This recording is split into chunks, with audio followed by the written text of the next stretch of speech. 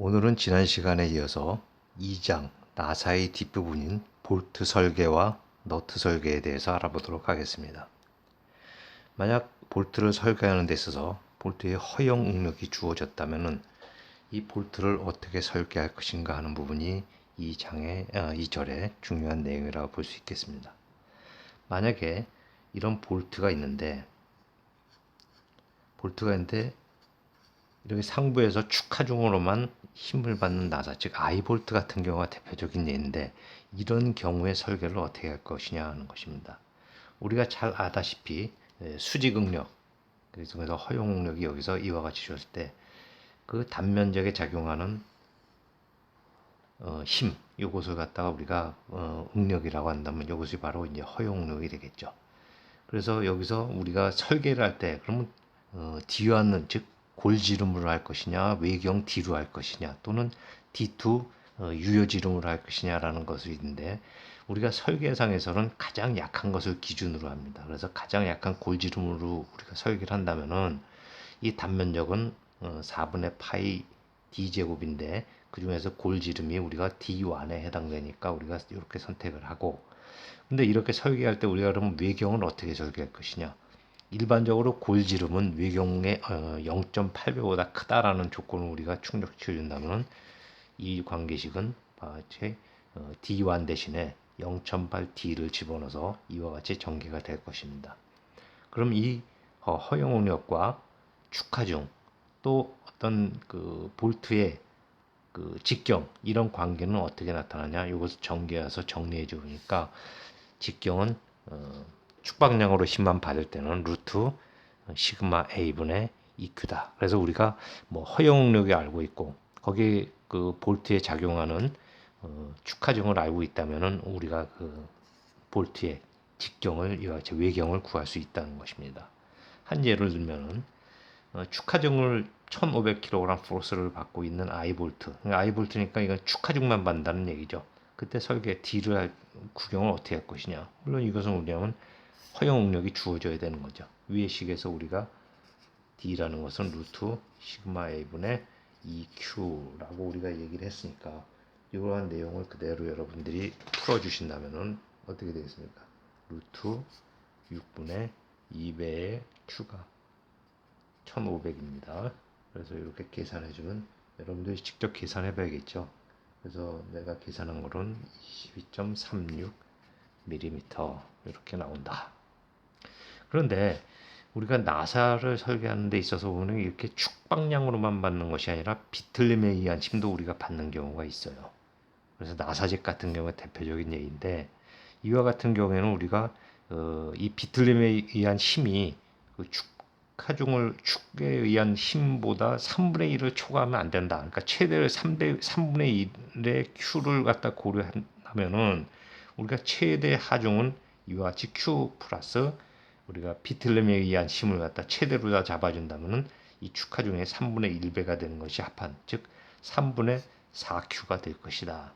그래서 이 3분의 4Q를 어디다가 여기다 대입시키면 어떻게 되냐? 루트 시그마 A분의 2 곱해 3분의 4Q, 뭐 이렇게 집어넣는다면 여러분들이 뭐 뻔하게 나타나는 결과는 이렇게 된다. 그래서 이제 나사잭 같은 경우 대표 경우인데, 이 앞에 예제, 위에 예제에서 똑같은 조건일 때 만약에 이게 나사잭일 경우는 어떻게 되냐? 그럼 달라지겠죠. D는 어떻게 된다? 루트 3분의 8 거기다가 시그마 A가 625, 여기가 1500 이렇게 되는 거죠.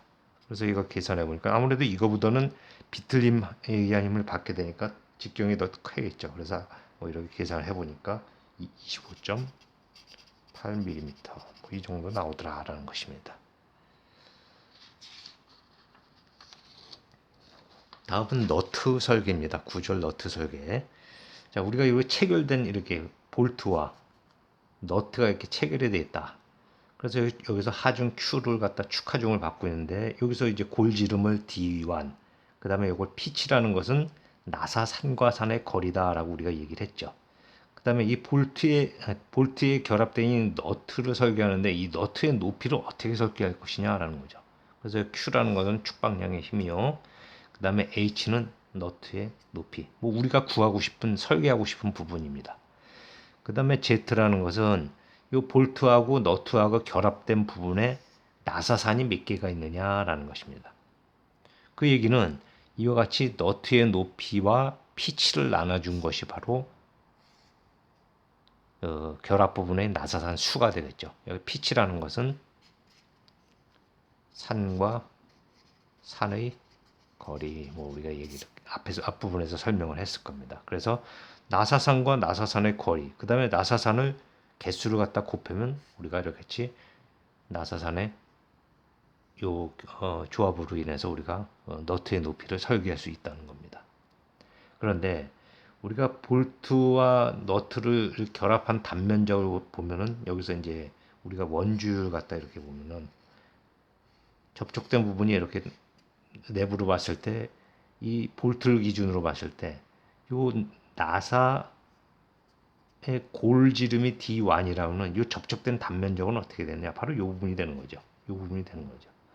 그럼 요거가 2파이 D1인데 그 높이가 얼마? H가 되니까 이 볼트가 너트와 결합한 단면적은 이렇게 될 것이다 라는 겁니다.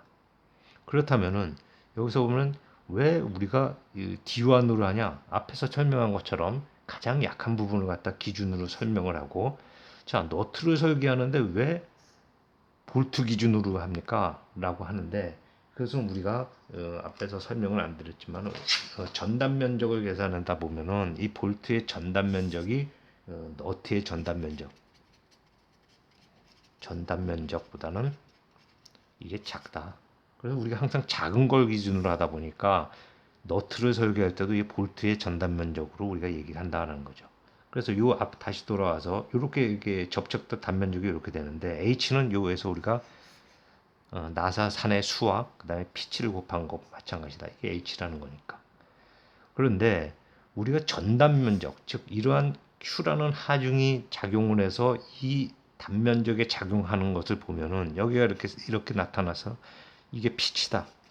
피치라고 그랬지만 실질적으로 전단면적으로 작용하는 요 높이, 요것은 어느 정도의 그 회전체다 보니까 거기서 약간의 그 전단면적에 영향을 미치는 건 거의 작습니다. 그래서 여기다 상수를 갖다 곱해주는데 이 길이가 바로 요 약간 짧아지는 길이가 KP가 되는데 이걸 갖다 우리가 뭐냐면 여기서 보면 유효 입부리 개수라고 합니다. 1보다 크지 않은 값이 되겠죠.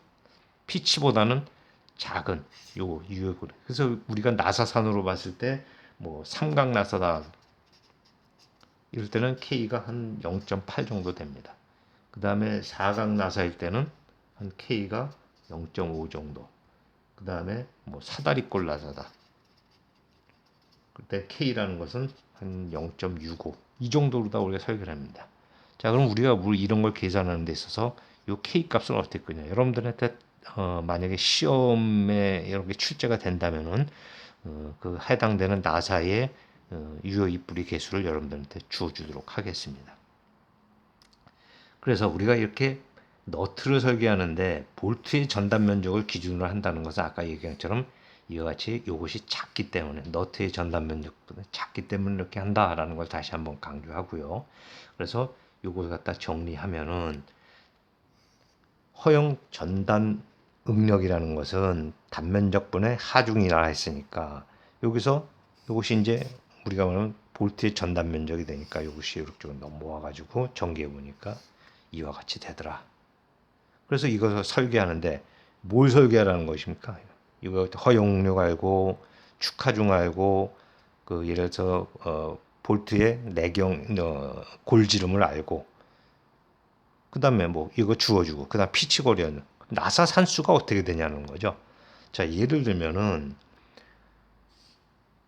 자, 볼트의 또 골지름이 이렇게 되고 30mm, 피치는 5mm, 그 다음에 축하중은 3000kg 포스, 그 다음에 허용 전단 응력은 3kg 포스 per 메타 제곱이고 K는 0.5입니다. 자, 이건 사각 나사를 얘기하는 거죠. 예를 들어서 이렇게 주어진다면 이때 너트를 설계하는데 너트의 높이는 어떻게 될까 하시는 겁니다. 그럼 위에 있는 요 관계식을 갖다 그대로 갖고 오면은 여기서 주어진 게 뭐예요? 이거 주어졌네. 3. 그대로 써보겠습니다. 이거 주어졌으니까 요게 요로 가고 요게 요로 오면은 우리가 구하고 싶은 건 뭐냐? Z라는 거죠.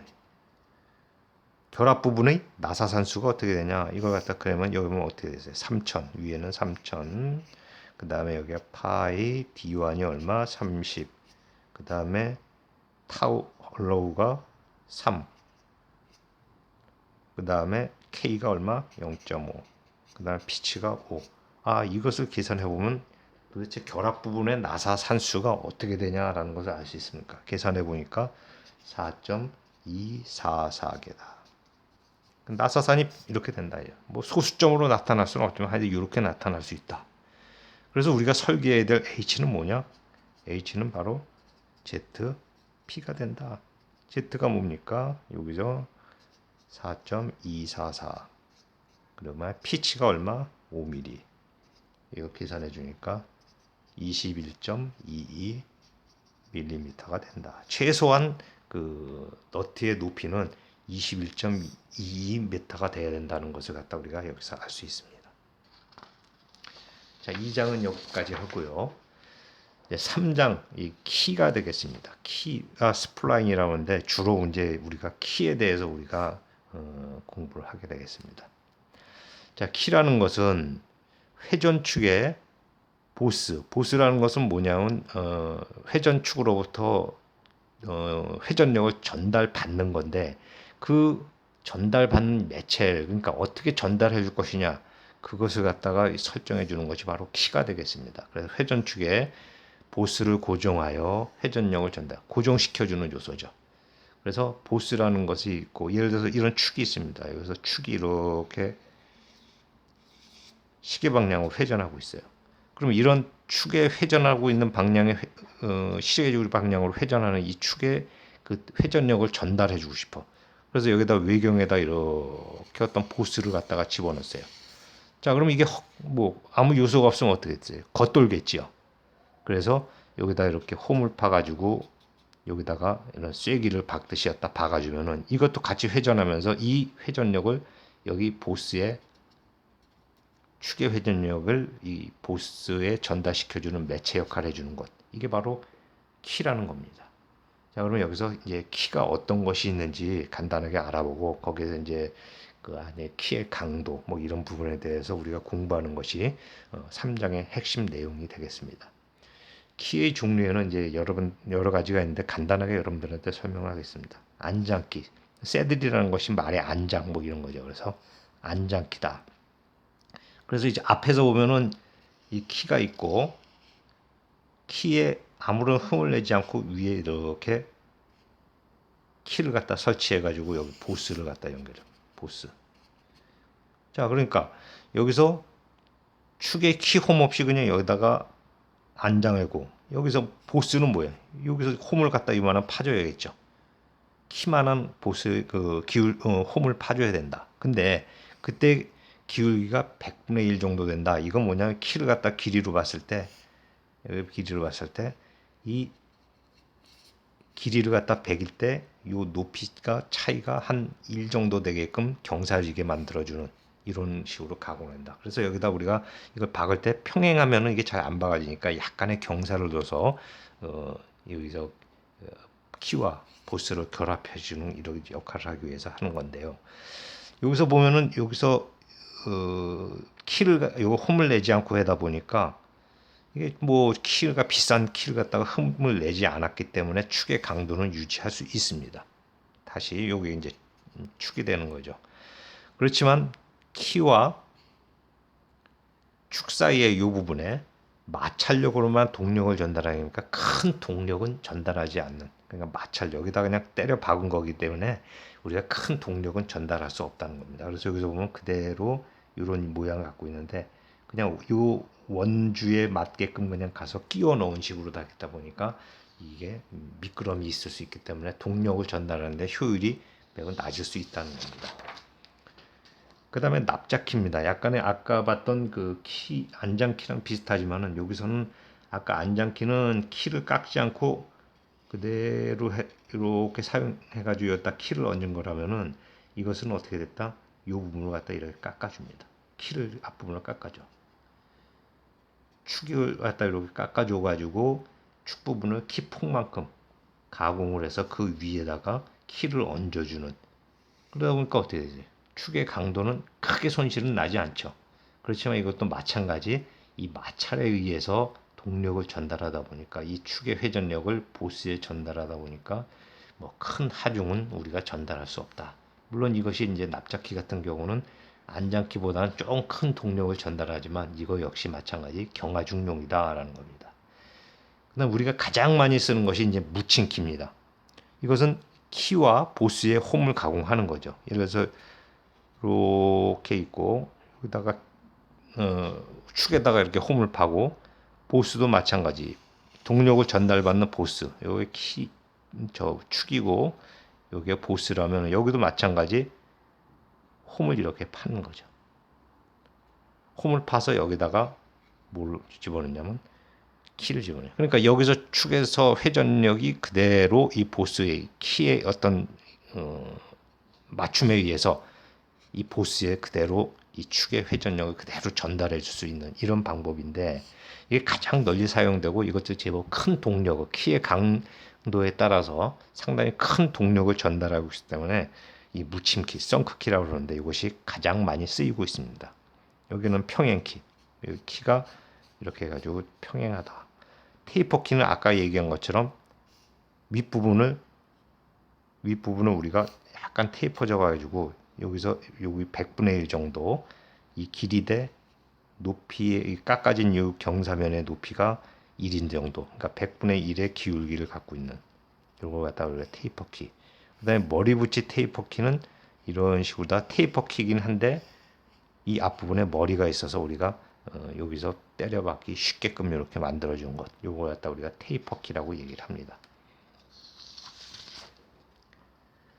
그 다음에 이제 독특한 게 접선키입니다. 접선키 같은 경우는 지금 여기서 보면은 아까서 말한 기울기가 100분의 1인 키 한 쌍, 그러니까 두 개죠. 이 한 쌍을 여기서 한 곳과 두 곳에 박아. 그러니까 여기서 두 개, 여기서 두 개, 그러니까 키가 몇 개냐면 총 4개가 들어가는 거죠.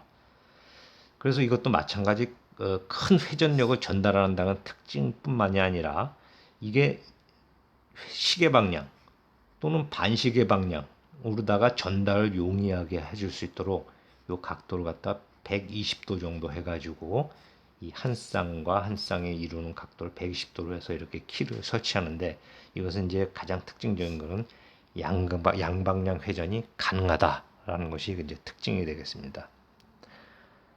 그 다음에 미끄럼키인데, 미끄럼키는 이제 회전력을 전달하면서 보스가 축 방향으로 왔다 갔다 이 전달은 이게 축이 되겠고, 요 윗부분이 이제 보스가 되는데, 보스 요게 키가 되고, 자 여기서 보면 틈이 있어가지고 이렇게 이 축에 여기 홈이 있어가지고 홈이 이 키보다 커가지고 이게 왔다 갔다 합니다. 그래서 이게 슬라이딩 키라고 그러는데, 이 고정시키는 방법에는 이게 보스만 움직이려면은 요 키를 어디다가 밀착시키냐면은 바로 이 축에다가 밀착을 시키는 거고, 이 그림은 지금 보스의 키를 고정시킵니다. 이 보스의 키를 고정시키다 보니까 보스와 키가 여기서 왔다 갔다 움직이면서 동력을 전달받게끔, 회전력을 전달받게끔 설계된, 여기가 보스가 되는 거죠. 보스가 되는 거죠. 그래서 이것이 왔다 갔다 하면서 움직이면 이런 걸 갖다 우리가 미끄럼키라고 그런다. 그 다음에는 이제 많이 쓰이진 않고, 왜냐하면 이제 회전력 전달이 미미하기 때문에 많이 쓰이지 않았는데, 우드롭키를 반달키라고 합니다. 축에 이렇게 반달 모양의 키홈을 판 다음에 이것을 전달해주고, 그러니까 이것도 마찬가지 강도가 되게 약해져요. 그래서 동력은 크게 전달할 수 없어서 우리가 자동차 핸들 이렇게 많이 사용하고, 둥근 키도 마찬가지예요. 여기가 축이 있고 여기가 보스가 있으면 전달해 주는데 여기다가 둥근 라운드 키를 갖다가 집어넣어 주는 겁니다. 그래서 이게 경화중에 사용되고, 이것도 마찬가지 핸들을 사용되는데, 이거는 뭐 이렇게 동력을 전달하는데 큰 동력을 전달하지 못하기 때문에 많이 쓰이지는 않는 그런 형태의 키가 되겠습니다. 그 다음은 키의 강도입니다. 자, 우리가 이제 키를 갖다가 정면에 봤을 때, 축이죠. 여기서 축을 갖다 이렇게 정면에서 봤을 때 키가 요 윗부분에 있습니다. 자, 축의 전달 토크는 어떻게 되겠냐?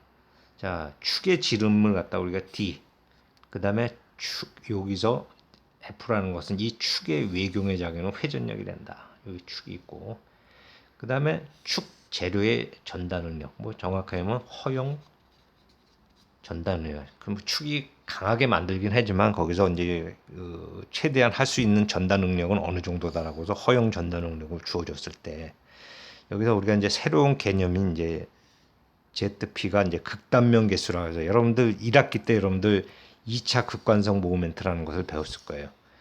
관성 모멘트가 있는데 극좌표로 했을 때 우리가 극관성 모멘트라고 해서 우리가 뭐 IP는 IX 플러스 IY다. 그래서 우리가 이런 단면이 있으면은 X축, Y축이 있고 이거에 대한 이 원점으로부터의 관성 모멘트, X 방향에 대한 과형 모멘트, Y축에 대한 관성 모멘트 여러분들 구역은 기억이 날 겁니다. 그래서 이것을 구해 보니까 원에 대한 것은 뭐 64분의 파이 d 4승 플러스 64분의 파이 d 4승 해가지고 IP라는 것은 32분의 파이 d 4승이 된다는 여러분들 이 극관성 모멘트를 알고 있을 겁니다. 그 극관성 모멘트를 우리가 모수로 나눠줬다. R로 나눠준 것 또는 이 R은 2분의 T가 되겠죠. 이것은 나눠준 것 같다. 우리가 극단면 계수라고 얘기합니다. 이거 새로운 개념인데 여러분들이 알고 계시면 되겠어요. 그래서 극단면 계수라는 것은 IP, 극관성, 2차 극관성 모멘트인 32분의 파이 d 4승을 뭐로? R로 또는 2분의 D로 나눠줘서 이와 같이 된다는 겁니다. 이것이 왜 쓰이느냐? 자, 우리가 흔히 잘 알고 있는 유축의 중심으로부터 작용하는 토크라는 것은 그 힘과 그 수직한 거리이기 때문에 이 수직한 거리가 2분의 D 작용하는 우리가 외경의 작용을 회전력의 F라고 하면 이것이 바로 토크입니다. 근데 또 다른 개념으로 우리가 극단면 계수에다가 단면 계수에다가 우리가 전단력을 갖다가 곱해 허용 전단력을 곱해줬을 때 이것도 마찬가지 토크의 역할을 한다는 것이에요. 그래서 이놈이나 같다는 얘기입니다. 그래서 이거 갖다 풀어서 써주면은 16분의 파이 d 3승을 갖다 그대로 옮겨주면은 이와 같이 된다는 것. 자, 이것을 보니까 우리가 이런 토크, 축에 전달되는 토크라는 것은 축의 지름을 알고 있다면은 이와 같이 회전력에 의해서 F2분의 D로다가 우리가 토크를 구할 수 있다는 거죠. 근데 이것뿐만 아니라 만약에 허용 전달 능력을 우리가 주어졌다면은 이와 같이 직경을 통해서 이와 같이 토크를 구할 수 있다는 겁니다. 예를 들어서 축의 지름이 40mm, 여기 D가 40mm다. 재료의 허용 전달 능력, 축의 이제 허용 전달 능력이 5kg force per 메타 제곱이다라고 얘기했을 때 이 전달 토크는 어떻게 되겠냐? 바로 이 윗부분에서 우리가 쓰면 되죠. 여기서 보면 우리가 반경과 회전력을 주어졌다면 우리가 토크를 구할 수 있는데 여기서는 무엇이냐면 허용 전달 능력이 주어졌어요. 자, 그렇다면 우리가 바로 앞에서 알고 있는 내용을 통해서 적용을 한다면은 토크라는 것은 62,832 정도. 여러분들이 계산하면 나올 겁니다. 그렇다면 우리가 여기서 회전력 이것은 어떻게 알 수 있겠느냐? 우리가 바로 요 관계 F는 2분의 다시 F 2분의 D가 토크요. 이것도 마찬가지 이것이 Z타우 ZP 타우로 나왔는데 62,832다. 이렇게 나왔다는 겁니다. 그렇다면 여기서 우리가 말하는 여기서 축 외경에 작용하는 F라는 것은 얼마큼 될 것이냐? 여러분들 판단을 해보시면 되겠죠. 자, 얼마 정도 되겠습니까? 좀 계산을 해보면은 여러분들 계산하고 나하고 맞지 모르겠지만은 타우라는 것이 이렇게 됐고 이렇게 됐으니까 F라는 것은 62832에다가 D분의 2 이렇게 되는 거죠.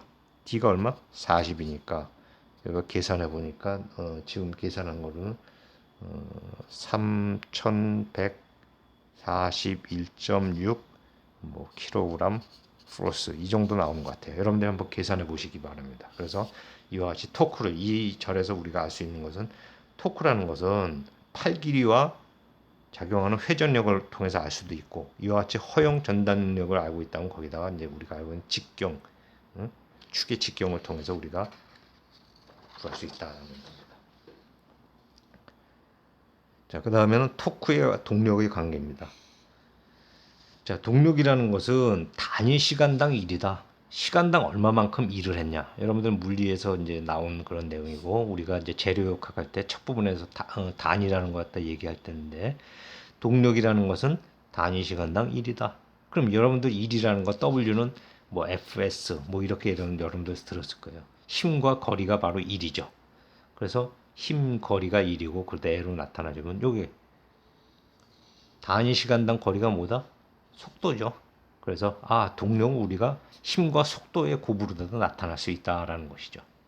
그래서 여기서 보면은 앞에서 우리가 본 것은 뭐 토크라는 것은 어떻게 됐다? F의 2분의 D였으니까 이걸 갖다 바꿔주면은 F라는 것은 이쪽으로 이항해서 D분의 2T가 되겠죠. 자, 힘이란 요소는 뭐 이렇게 우리가 얻어냈다. 그럼 속도라는 것은 뭐냐?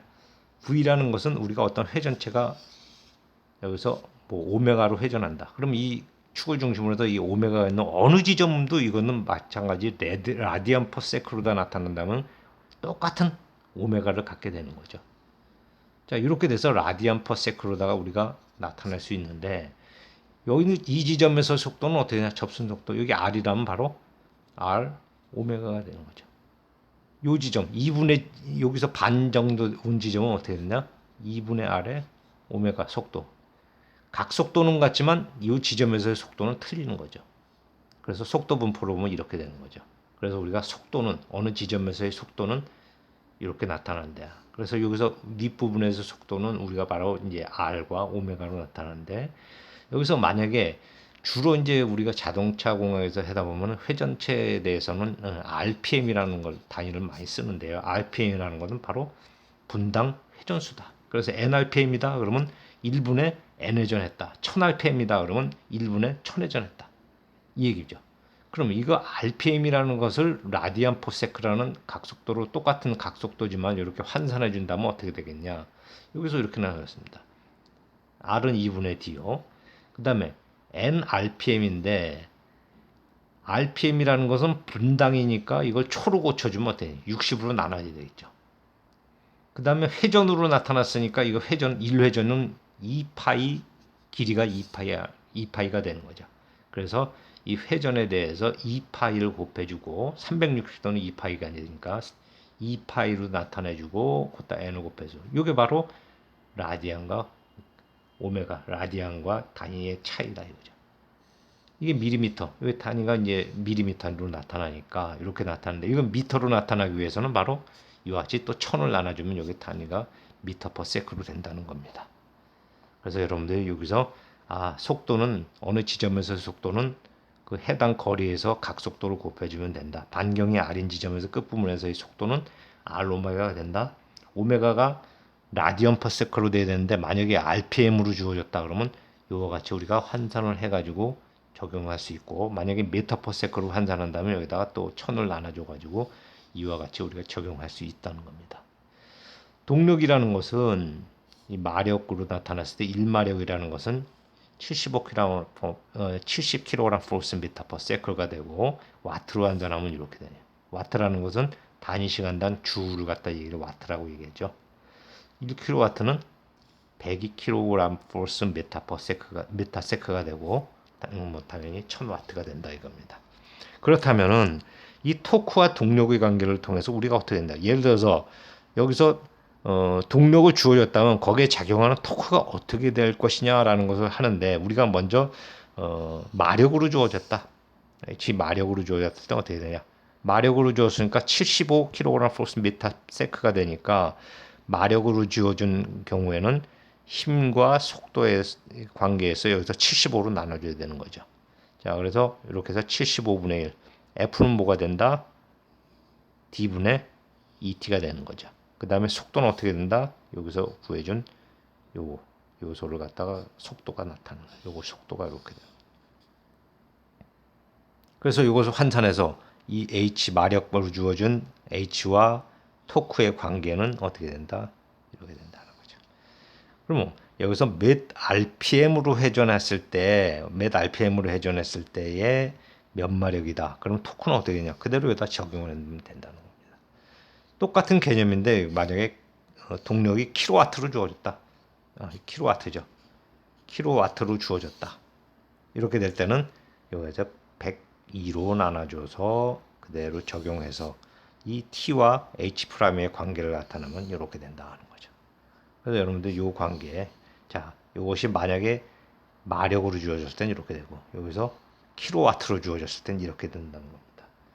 예를 들어서 동력이 2kW고 여기서 250 RPM으로 회전했을 때 토크는 뭐 이거보다 더 크겠지만 문제를 통해서 우리가 알 수 있는 건 어떠냐? 어떤 걸 적용해요? 이게 지금 뭐로 주어졌죠? 킬로와트로 주어졌죠?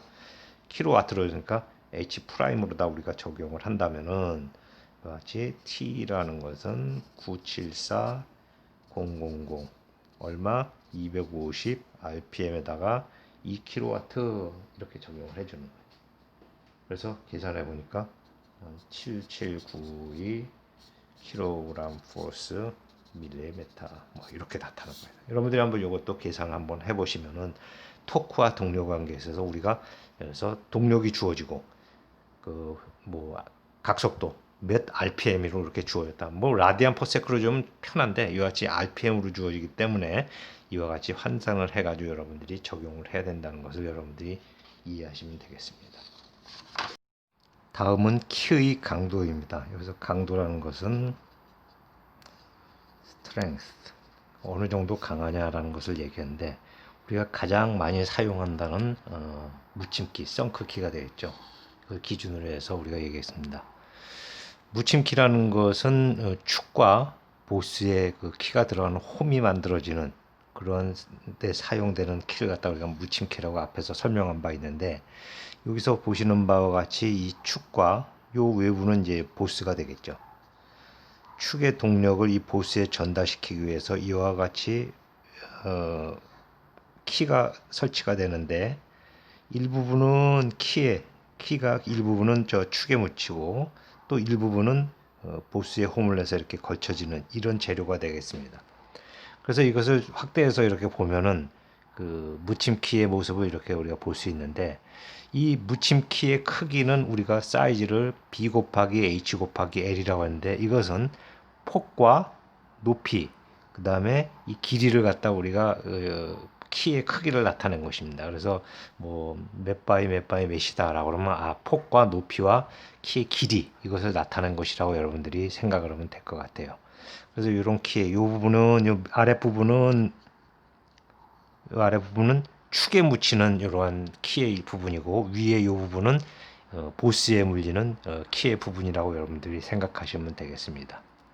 자, 먼저 키의 전단에 의한 토크라고 볼 수 있어요.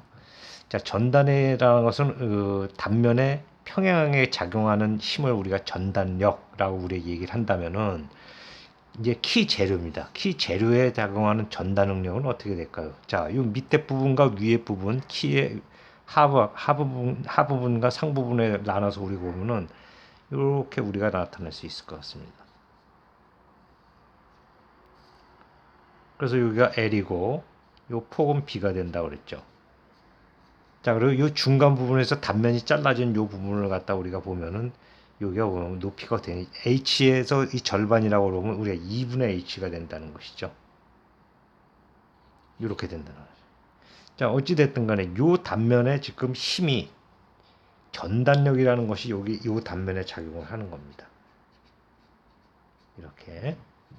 그래서 이 전단력의 크기를 갖다 P1이라고 놓으면은 이 P1이 어느 단면적에 바로 이 단면적에 평행하게 지금 작용을 하고 있습니다. 그럼 이 단면적이 얼마냐? 바로 B 곱하기 L이 이 단면적이죠. 그래서 키 재료의 전단 응력이라는 것은 전단 면적, 이 빨간 부분이 됐고 그 빨간 부분 이 단면적에 평행하게 작용하는 전단력이 바로 크기가 P1이 되겠습니다. 그래서 이 단면적이 어떻게 되냐? B 곱하기 L이 된다. 그래서 이 단면적이 이렇게 되니까 전단력 타우 K는 이렇게 되고 여기서 전단력을 갖다 전개해서 이거 갖다 넘겨주면은 전단력이라는 것은 그 단면적에다가 전단 응력을 곱해준 것. 이게 이제 바로 A가 되는 거죠. A1이 되는 거죠. A1에다가 전단 응력을 곱해준 것이 바로 전단력이다. 자, 그럼 우리가 아시다시피 이 축의 반경을 우리가 2분의 D라고 그러면 그 키의 전단에 의한 토크, 그러니까 전단에 의한 토크는 이 전단력에다가 여기서부터의 거리, 이게 바로 이제 2분의 D가 해당되니까 2분의 D를 곱해주면은 이 토크는 이와 같이 P1의 2분의 D인데 이게 P1이죠. 이게 P1이니까 이렇게 된다라는 거죠. 그래서 전단에 의한 응력은 이와 같이 나타난다. 그 다음에 우리가 압축에 의한 것을 우리가 설명할 수 있는데 이 부분을 갖다 똑 떼서 보면은 이제 여기서 작용하는 힘이 아랫부분이 이렇게 있고 윗부분도 이렇게 하면 잘라서 보면은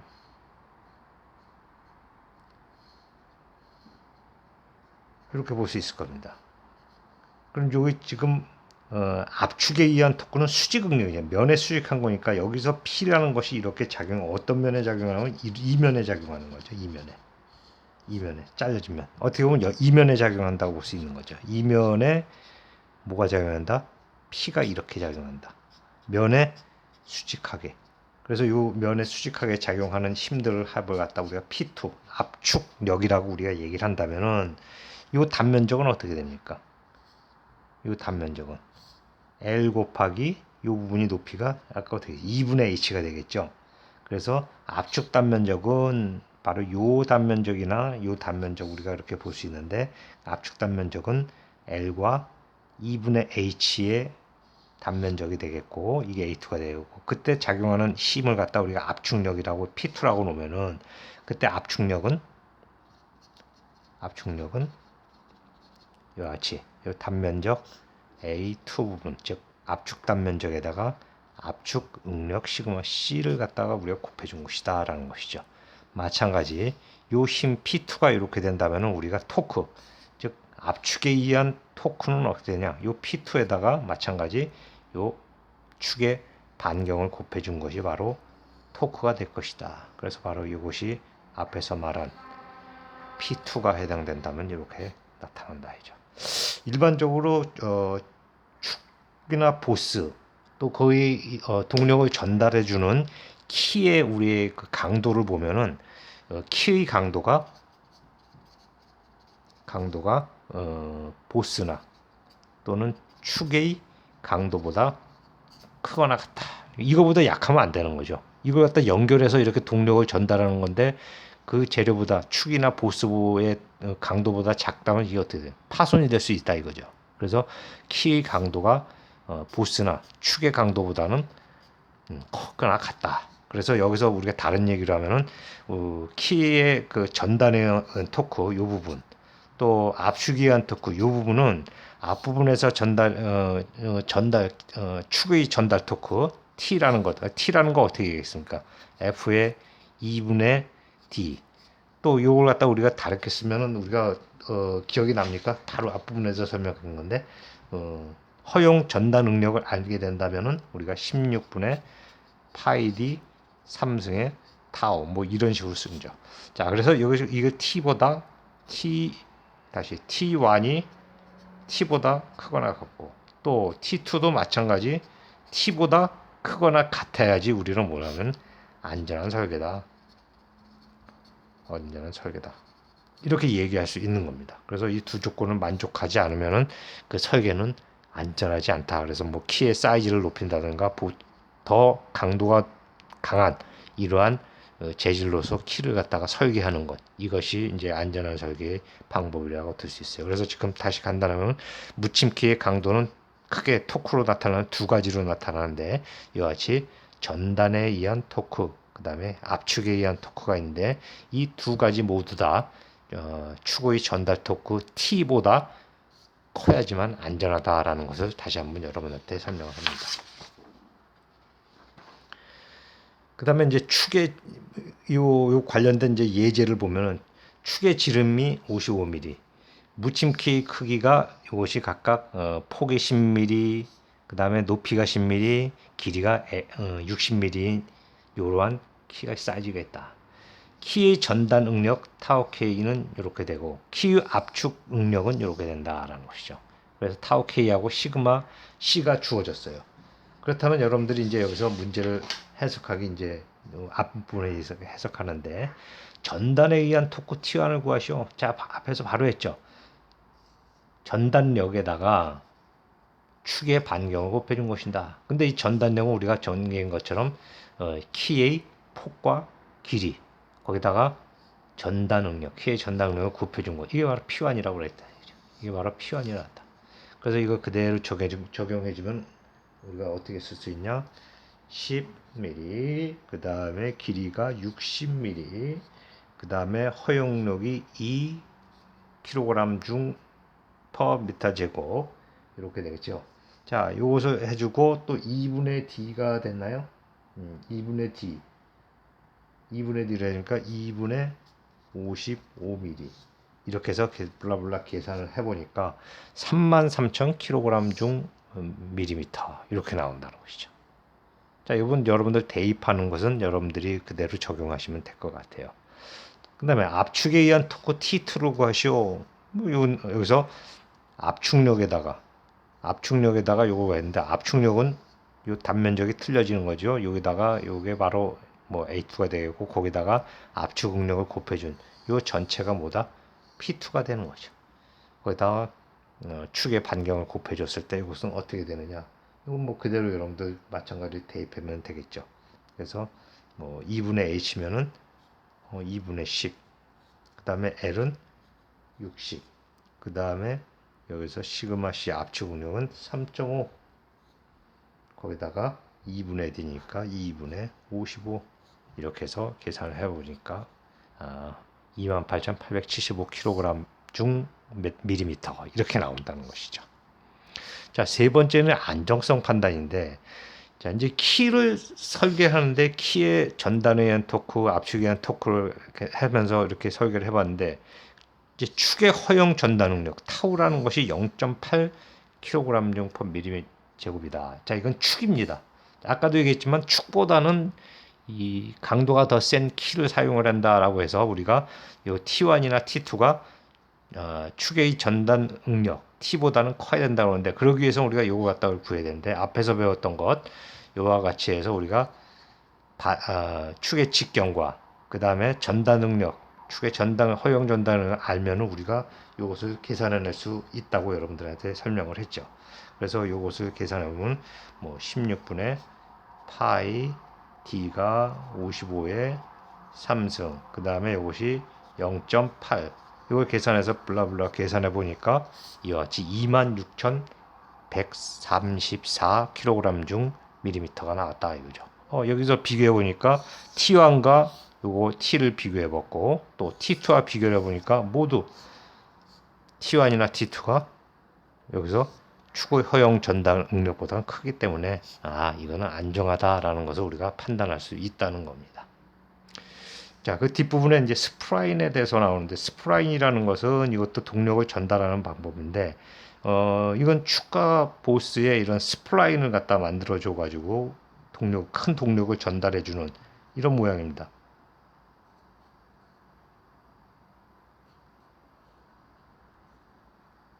뭐 이런 모양으로다 여기 하나 더 이렇게 해줘.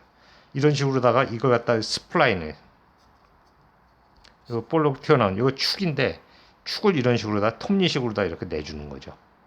뭐 균등한 거리로다가 이렇게 나눠줘야 되는데 그림이 좀 그런데 자 그렇다면 이것에 연결되는 보스는 어떻게 되느냐?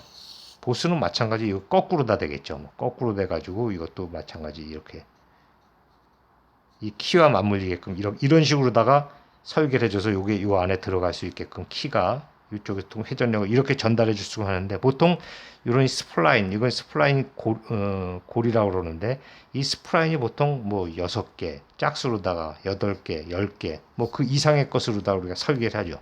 자 이렇게 하면 미끄럼이 없기 때문에 아주 큰 동력을 전달할 수 있는 이런 방법으로 다 이렇게 사용을 하는데 이건 가공이 좀 어렵고 축이 좀 비쌉니다. 그래서 그런 문제가 있지만은 이렇게 스플라인 이게 보스가 되고 요게 이제 축이 요게 요 홈으로 다 들어가는 것이죠. 축이 이쪽으로 들어가게 되는 것 이런 것들이 있다라는 것을 여러분들이 한번 그 교과서를 한번 보시고 그 다음에 쿼터라는 게 있어요. 코터라는 거인데, 이 코터라는 것은 뭐 이런 축이 있는데 축에 이렇게 홈을 내 가지고 뭐 이런 식으로 해가지고 여기 들어오는 홈에 있는데, 이렇게 또 다른 축이 이렇게 있으면 이걸 집어넣어 가지고 이러한 형태의 넓은 판 같은 걸 갖다 이거 해서 축과 축을 갖다 이거 집어넣어 가지고 딱 채워주는 것, 이거 갖다 우리 코터라고 그러는데, 이것은 축과 축을 연결하는 이러한 곳에 사용되는 요소라고 우리가 보면 되겠고, 일반적으로 많이 사용하지는 않습니다. 그래서 이런 스프라인이나 코터 이 부분은 여러분들이 한번 교과서를 한번 보시고 참고하거나 참고 자료를 통해서 한번 보시고, 3장에서는 여러분들 키를 중심으로 해서 여러분들이 설명을 드렸습니다.